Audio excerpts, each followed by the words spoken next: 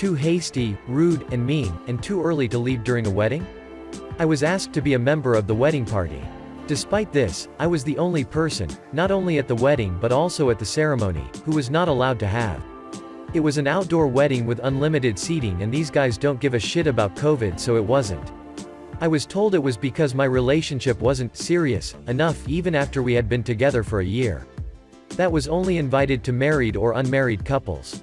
And that they don't want some random people in their wedding photos who can't even be with in the future.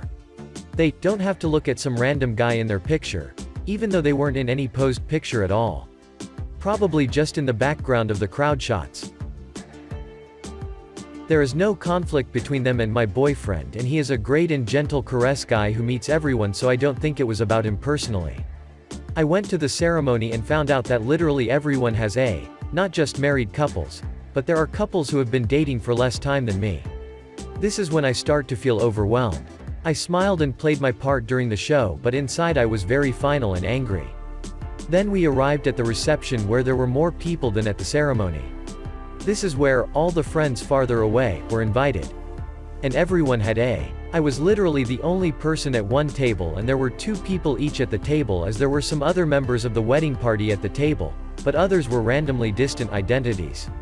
People started asking me where my boyfriend was, and I said I was told he was not invited. They asked why, and I said I have no idea why. That's when I started letting my servility show up and started acting rude and meaningful because I was insulted. And after that, I was brought into a conversation with the couple's male friend Dean.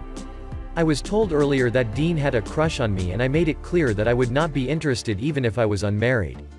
Even after that, he kept trying to message me and I ignored him.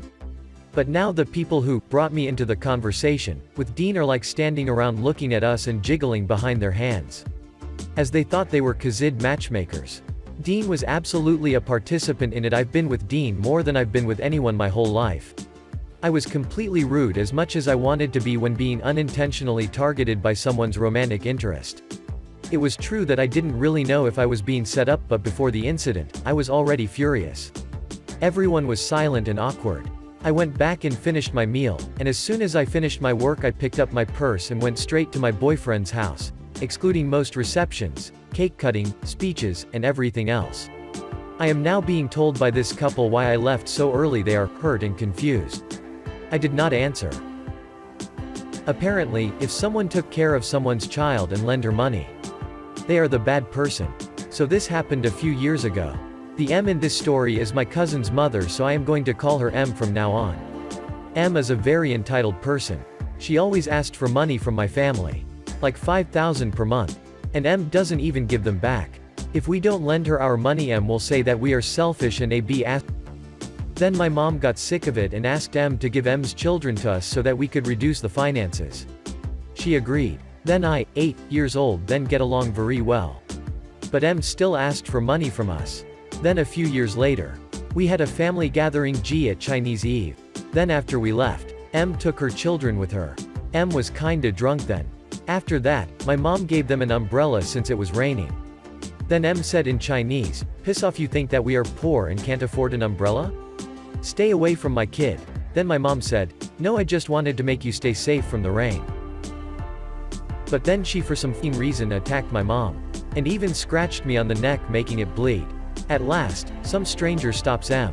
I and my cousin stayed at my grandma's house at last. When we got back home with my mom's face full of scratches. To this day, I am still so mad at M and didn't want to see her ever again and never lend her money.